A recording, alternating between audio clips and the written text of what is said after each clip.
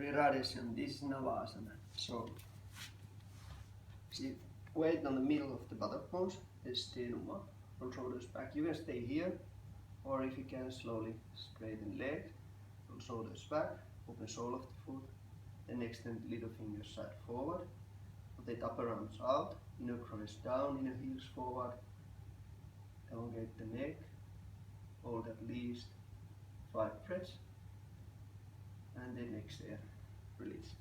Navasana, both pose.